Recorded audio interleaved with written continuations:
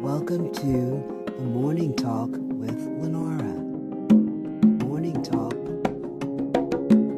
Morning Talk with LENORA. Hi, good morning. Welcome to the Morning Talk with LENORA. It is Thursday, and I forgot to check the date again. It's early March. I really don't know what date it is.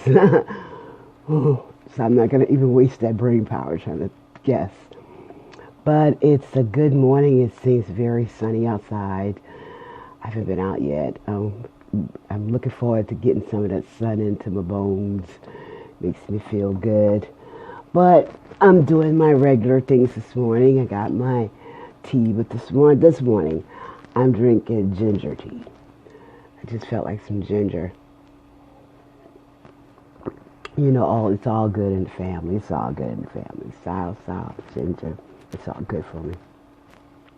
So, I'm here, and it's my second day after my IVIG infusion. And I know I talk about it, but you know, it's what I do once a month. And I don't know if I ever told you, but IVIG is actually intravenous immunoglobulin. That made me cough. Intravenous immunoglobulin. And it's harvested from plasma from blood, from the plasma. It's harvested from the plasma. And it takes approximately 1,000 or more blood donors to provide that juice that I get. So it's actually a blood product. And with that in mind, when you take blood products, blood or etc., you always have a chance of having side effects from it. Because, it could be, that's why they go through type and cross match with blood and make sure it matches yours so you don't have any problem. And IVIG comes in different brands. I've discovered that the brand that I started out with is the best one for me. I ended up once in the hospital changing to a different brand, and I didn't do well. So I mentioned it to my doctor because it really wiped me out, And he said, I don't think you could do it. I didn't have enough knowledge at the time myself to even know that there were so many different brands. So I told him, so now I'm only supposed to take one brand. So far it's been working well for me. But today I'm feeling the side effects, like the side effects of the infusion. One very well-known side effect is headache, like migraine headache. I mean, I have to take medicine. Yeah, but I don't like to take medicine. You know what I'm saying? I mean,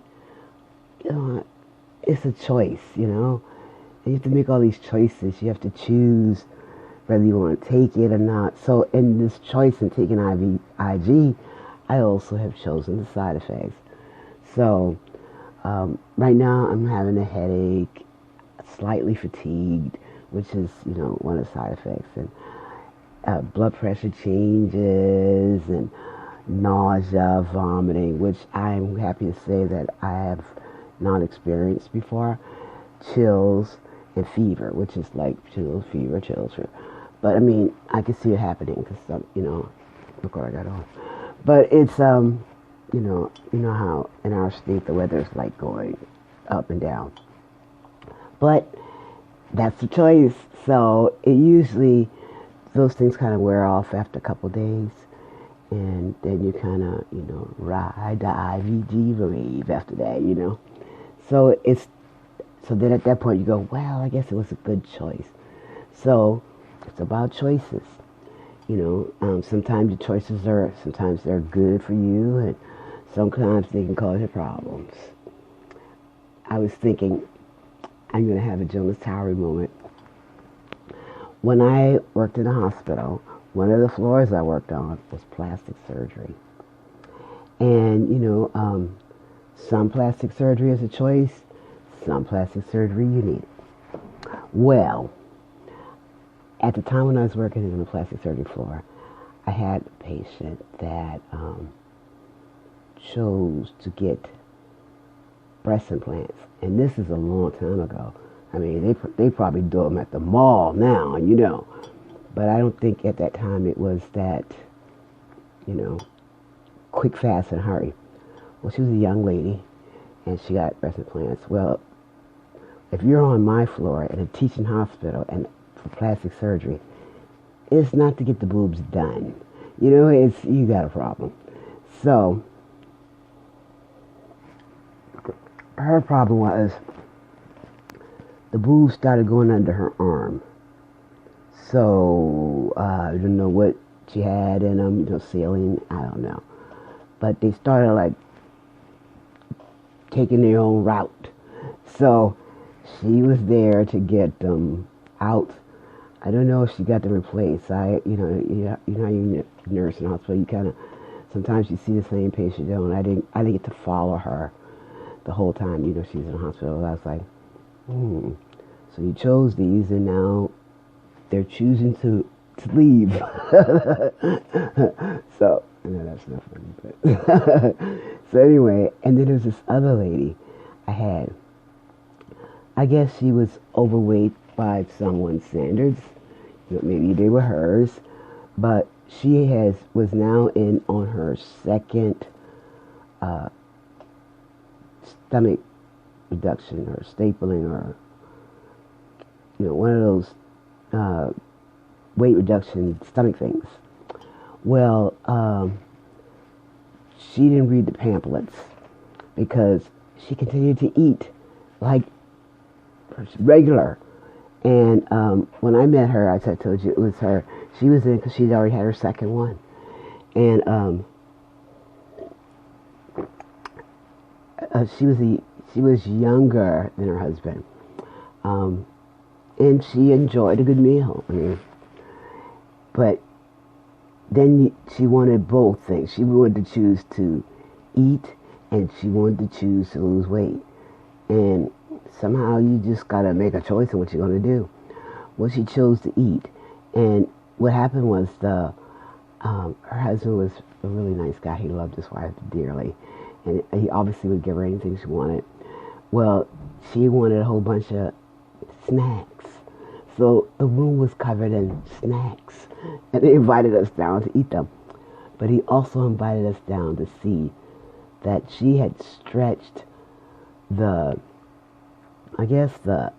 intestines or the stomach, or to the point that you could see peristalsis, which is when you eat and your food starts to digest in your body. It's called peristalsis, when those gastric juices and everything kind of, you know, start their work. Well, so he said, come see it. So I go down to the room. Her stomach looks like, you ever seen the washing machines at the laundromat where the round circle and you can see the clothes going around? It was like you could see the inside, you could see the movement. It looks like clothes in a washing machine underneath her skin, because it was so stretched, so thin. You could see her body digesting and whatever it does in there, but you could, it was so stretched, so thin. It was disgusting. It looked like she had an alien inside of her. But she chose to get this cosmetic surgery, but she didn't choose to just stop eating. I mean, that was really, she needed counseling. But, and then I had this other patient. Now, her choice was a little different. She felt that her breasts were too large, so she chose a reduction because she was having back pain and blah, blah, blah. And, you know, I can understand that.